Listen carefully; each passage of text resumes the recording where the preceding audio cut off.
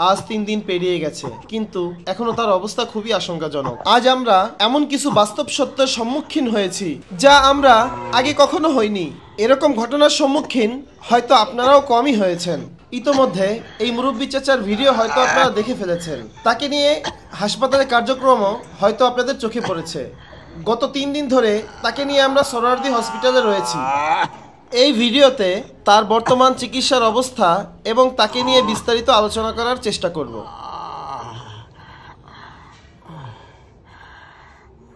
সে যেদিকে ফালা দিছে, ফালা রেখে গেছে গা। মাস 3 ধরে দেখতেছি।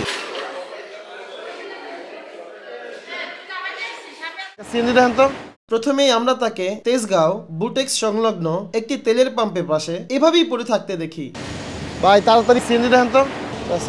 আশেপাশের লোকজনকে জিজ্ঞাসা করলে জানতে পারি তিনি হয়তো 3 থেকে 4 দিন যাবত কোনো কিছুই খেতে পারছেন না, আর এভাবেই পড়ে রয়েছে অজ্ঞাত অবস্থায়। তাই আমরা প্রথমে গিয়ে তার শারীরিক অবস্থা পর্যবেক্ষণ করার চেষ্টা করি। তার শারীরিক অবস্থা ছিল একেবারেই সংকটাপূর্ণ। চোখগুলো ময়লার কারণে বন্ধ হয়েছিল, আর চোখ দেখে বোঝা যাচ্ছিল হয়তো তিনি 2-3 দিন যাবত চোখ খোলেননি।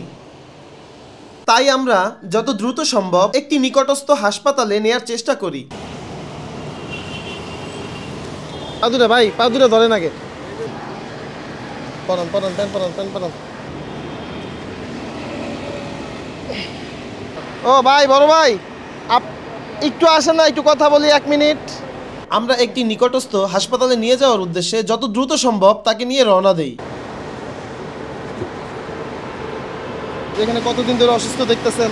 বাকি মাস 3 ধরে দেখতেছি। আর অসুস্থ দেখতেছেন কতদিন ধরে? একবারে অসুস্থ, যে খাওয়া দাওয়া বন্ধ? এরকমই দেখতেছি। ওনার একজন ভাই আছে, উনি আপনার মাঝে মাঝে আসে, আইসা গোসল টোসল। ভাই কিনা, উনি তো ভাই বলে না। ভাই না, আমি যতটুকু শুনছি এরা নাকি সিএনজি করে আইনা এখানে ফালাই দিয়ে গেছে। না, এই সম্বন্ধে আপনারা জানেন না? এটা আমরা জানি না, তবে একটা লোক আসে রিক্সা চালায়। উনি প্রতিদিন আইসা, প্রতিদিন মানে 1-2 দিন পর পর আইসা খাবার খাওয়ায়, প্লাস আপনার ওই গোসল টোসল করায় আবার রাইখা যায়, কাপড় টাপড় চেঞ্জ করে যায়। এভাবে পরে আসে অসুস্থ হইয়া, বেশি দিন বাঁচাটার সম্ভাবনা নাই। যদি আপনি একটু যত্ন করেন তাহলে ওনার জীবনটা হয়তো বেঁচে যাবে আপনাদের উচিত না। আমরা চেষ্টা করতেছি তাকে নিয়ে যাওয়ার জন্য, আবার হয়তো চিকিৎসা করার পর এখানেই রেখে যেতে হবে, কারণ যেহেতু আমরা কোনো স্থান করতে পারি নাই। আজকে 5-6 দিন ধরে খাওয়া দাওয়া বন্ধ, আর এমনি 3-4 মাস ধরে অসুস্থ, বেশি 5-6 মাস ধরে অসুস্থ। আর এটা আমি দেখি নাই, একদম দেখছে বলে শুনছি সে যেদিকে ফালা দিছে, ফালা রেখে গেছে গা। তিনি গেলে যদি ভালো হয় তাহলে সুস্থ হলে তো সুস্থ, আর মরে গেলে তো কিছু করার না। আল্লাহ যত হায়াত রাখছে এতদিন।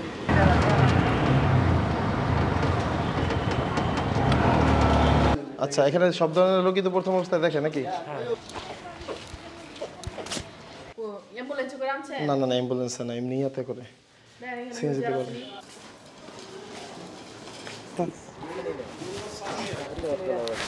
দাঁড়াতে পারবেন? আমিও জানি।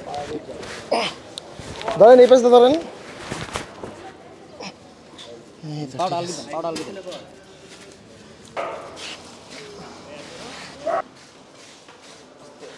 আমরা মানুষ সংস্থামূলক একটা কাজ করি, তো ওনাকে রেস্কিউ করা। 3-4 দিন যাবত আমরা শুনলাম খাওয়া দাওয়া সবকিছুই বন্ধ। এখানে কেন কই নিয়ে আসছেন? এটা কি হসপিটাল বলেন তো? কিভাবে বলবো, আমাদের তো বলছে এটা সরকারি হসপিটাল, আমরা নিয়ে আসি। আমি এই কারণে বললাম, সামনেও তো একটা সরকারি হসপিটাল আছে। আমি বাহিরেও জিজ্ঞাসা করছি, ভাই এখানে কি সব ধরনের রোগী দেখে ইমার্জেন্সিতে? তিনি বলছে হ্যাঁ দেখে, যান, সমস্যা নেই। জি, এখানে সব ধরনের রোগী দেখান। এই জায়গায় শুধু বক্ষব্যাধি, বুকের সমস্যা রোগী। ও আচ্ছা আচ্ছা, ঠিক আছে। ঢাকা মেডিকেল, সোহরাওয়ার্দী, এইগুলো হলো সব রোগী আপনার। ও আচ্ছা আচ্ছা, ঠিক আছে। এখন কোথায় নিয়ে গেলে ভালো হবে? আপনি হয় ঢাকা মেডিকেলে নিয়ে যান, না হয় সোহরাওয়ার্দীতে। এখান থেকে মনে হয় কাছে হবে। সোহরাওয়ার্দী কাছে? আচ্ছা ঠিক আছে ভাইয়া, ধন্যবাদ ভাইয়া। একবার সোহরাওয়ার্দী। প্রথমত ভুলবশত আমরা তাকে জাতীয় বক্ষব্যাধি হসপিটালে নিয়ে যাই, সেখান থেকে তারা সোহরাওয়ার্দী হসপিটাল রেফার করে। তাই আমরা যত দ্রুত সম্ভব সোহরাওয়ার্দী হসপিটালে যাওয়ার জন্য রওনা দিই। এই তো ঠিক আছে, এই তো ঠিক আছে।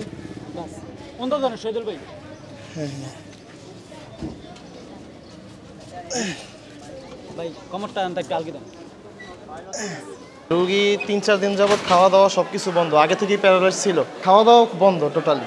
এখন কি অবস্থা এটা আমরা বলতে পারবো না। রুগী আমার কোনো আত্মীয় না, আমরা একটা সংস্থা থেকে কাজ করি, এই হিসাবে আমরা নিয়ে আসছি। ঠিক আছে, আমরা মানব কল্যাণ ব্যক্তিগত সংস্থা আর কি। হ্যাঁ হ্যাঁ, দায়িত্ব তো আমাদেরই। আমাদের কাজ নিয়ে যাওয়া নিয়ে আসা। হ্যাঁ হ্যাঁ হ্যাঁ ভাইয়া, ঠিকানা ওনাকে তেজগাঁও থেকে রেস্কিউ করা হয়েছে। বুটেক্সের সামনে থেকে। লিখে দাও। হ্যাঁ অজ্ঞাত লিখে দেন। হ্যাঁ বয়স কত আনুমানিক? বয়স আনুমানিক 50 ধরেন নাকি? না না 50 হবে না 40। কি অসুস্থতার কারণে এরকম দেখাচ্ছে মনে হয়। 40 দিয়ে দিলাম। মানে আমরা 4-5 মাস আগে তারে একবার এসে পরিষ্কার পরিচ্ছন্ন করছিলাম, তখন থেকে আমরা জানি। তো আমরা আবার দেখতে আসছি, তখন থেকে এই অবস্থা আমরা পাইছি, আমাদেরকে কেউ ইনফর্মও করে না। এখন যে ভিডিওটি দেখছেন সেটা আরও 2 থেকে 3 মাস আগে ধারণ করা। তাকে আমরা এই অবস্থায় পেয়েছিলাম, আর আমাদের সাধ্য অনুযায়ী যতদূর সম্ভব তাকে পরিষ্কার পরিচ্ছন্ন করে রেখে আসি। তখনও তিনি এক সাইড প্যারালাইজড ছিল, কথা বলতে পারতো না, এমনকি শুধু বাম হাত দিয়েই খাবার খেতে পারতো। আপনার নাম? আমার নাম কামরুজ্জামান। 811। আপনারা যে আগে খাওয়াতেন তখন ওনার নাম জানতেন না? না, উনি নাম বলতে কখনোই আমরা তাকে কথা বলতে দেখিনি।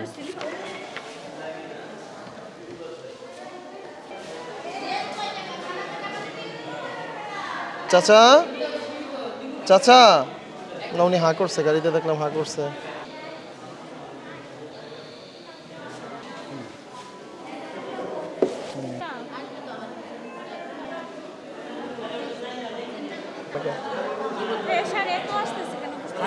প্রেশার বেশি থাকতে পারে। না পেটে খাবার নাই, 4 দিন ধরে না খাওয়া, 4 দিন 5 দিন ধরে। একটি মানুষ 3-4 দিন যাবত খাওয়া দাওয়া বন্ধ, তারপরেও তার প্রেশার এত বেশি কিভাবে থাকতে পারে, এ নিয়ে সবাই কনফিউজ হয়ে যায়। কিন্তু পরবর্তীতে 2-3 বার পর্যবেক্ষণ করার পরেও দেখা যায় সেটাই সঠিক। সম্পূর্ণ হিডেন থাকবে, সমস্যা নেই। আমরা এমনি মানব কল্যাণমূলক কাজ করি, তো এখানে অজ্ঞাতনামা বলে আসছে আমরা যে আমরা সংস্থার কাজ করি, এটাও ওইখানেও জানানো হয়েছে। আপনি কি ছবি পাবেন না, আমাদের চ্যানেলটা আপনার ভিজিট করেন, আমরা কারো ছবি ফ্ল্যাশ করি না, আমরা শুধু ভিকটিমকে নিয়ে কাজ করি। তো আচ্ছা আচ্ছা ঠিক আছে। প্রাথমিক পরিচর্যা শেষে তাকে স্থায়ীভাবে ভর্তি করার জন্য আমরা হসপিটালের বেডে নিয়ে যাই। কোথায় পাইছেন? ওনারে পাইছি তেজগাঁও স্যার। কি রাস্তায় পড়েছিল? জি জি, এর আগে আমরা একবার পরিষ্কার পরিচ্ছন্ন করে দিয়েছিলাম, দ্বিতীয়বার আসার পরে না না পরিচিত না। আমরা এমনি ওই মানব কল্যাণমূলক কাজ, রাস্তা অসহায় যারা আছে। মানে বাসার কারোর সাথে যোগাযোগ হয়েছে? কোনো কানেকশনই নাই। ওনাকে আমরা যতটুকু জানতে পারছি সিএনজিতে করে এসে রাস্তায় ফেলে দিয়ে চলে গেছে। তো যারা একজন লোক আছে তারা একটু পরিষ্কার পরিচ্ছন্ন করে দেয় মাঝে মাঝে, তার কাছে জিজ্ঞাসা করলাম, তিনি বলল তিনি প্রায় 3-4 দিন যাবত কোনো খাওয়া দাওয়াই করতেছে না, টোটালি বন্ধ। হ্যাঁ, এমনি পানি দিলেই শুধু কাশি দেয়, এমনি পানি খায় না, পানি ফালায় দেয় মুখ থেকে।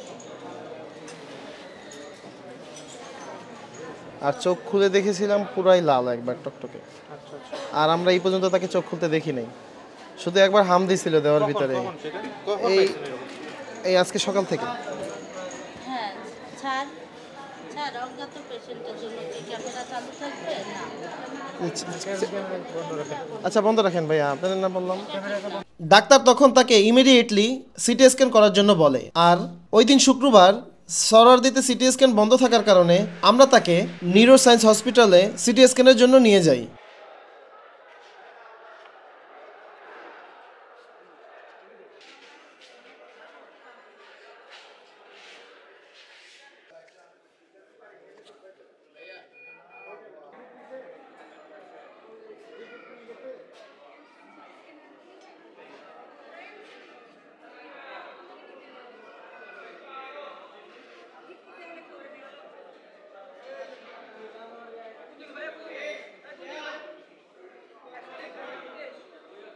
আসসালামু আলাইকুম ভাইয়া, এটা মোবাইল ভিউ, অজ্ঞাত ব্যক্তি। হ্যাঁ, নিউরো সায়েন্স হসপিটালে আমরা এত দ্রুত এবং বিনামূল্যে চিকিৎসা পাবো সেটা আমরা কখনো কল্পনাও করিনি। মাত্র 10 মিনিটের ভিতরেই সমস্ত কাজ আমরা সেখান থেকে সম্পূর্ণ করতে সক্ষম হই। আর সিটি স্ক্যানটাও আমাদেরকে তারা সম্পূর্ণ ফ্রিতে করে দেয়। ঠিক আছে, সব কিছু দেখেন, স্ক্যান করে দিল ফ্রি।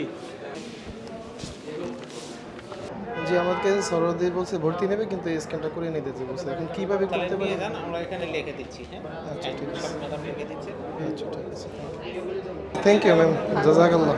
আসলে আমরা প্রথমে অনেক ভয় পেয়েছি, কিন্তু তারপরে চিন্তা করলাম যা হোক আমরা ট্রিটমেন্ট করাবো, কিন্তু এত সুযোগ সুবিধা আমরা পাবো এটা আমরা আসলে ভাবতেও পারি না।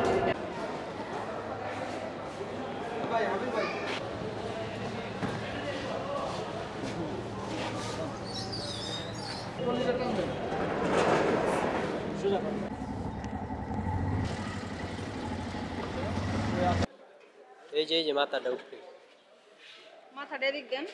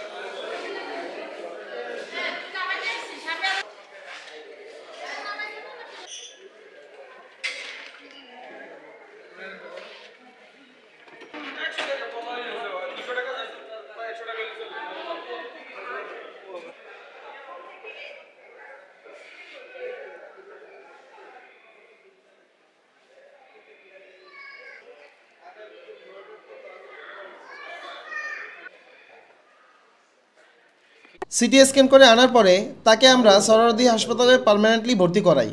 ডাক্তার তার রিপোর্ট দেখে তার নাকে এবং প্রস্রাবের রাস্তায় নল পরানোর জন্য বলে।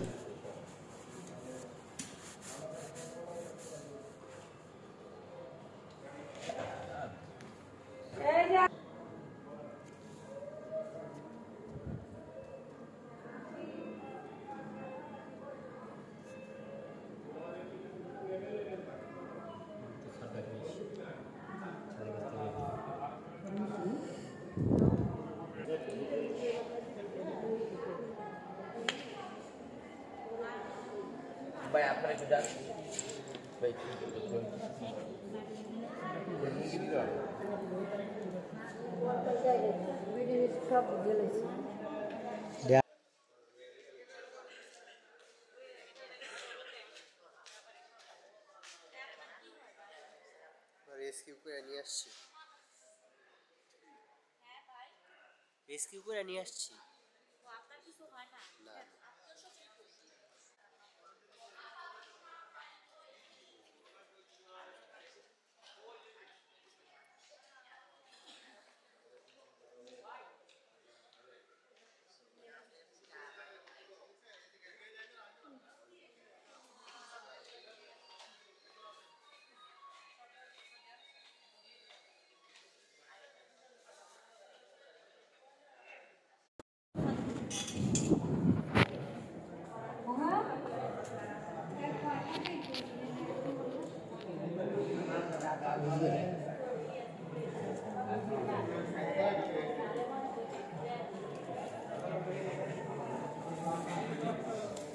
শুধু সিরিঞ্জটা নিয়ে আসবেন। হ্যাঁ,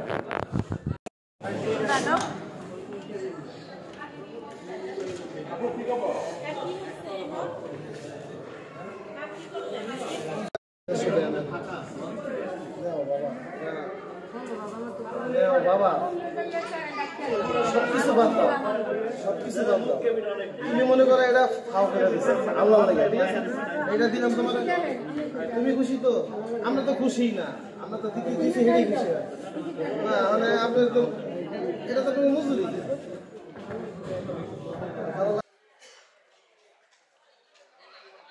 তাকে আমরা নাকে ক্যানোলা পরানোর পরে অল্প অল্প করে লিকুইড খাবার দেওয়া শুরু করি। শুরু থেকে এই পর্যন্ত তিনি একবারের জন্যও চোখ খোলেননি। তার অবস্থা এখনও আশঙ্কাজনক। ডাক্তার তাকে আইসিইউতে ভর্তি করার জন্য বলেছে, এমনকি আমরা সেখানে তাকে ভর্তি করার জন্য চেষ্টা করছি। সর্বশেষ আল্লাহ তাআলাই ভালো জানে তার শেষ পরিণতি কি হবে। তারপর আপনারা তার জন্য দোয়া করবেন। আর ইনশাআল্লাহ খুব শীঘ্রই পরবর্তী আপডেট নিয়ে আপনাদের সামনে হাজির হব।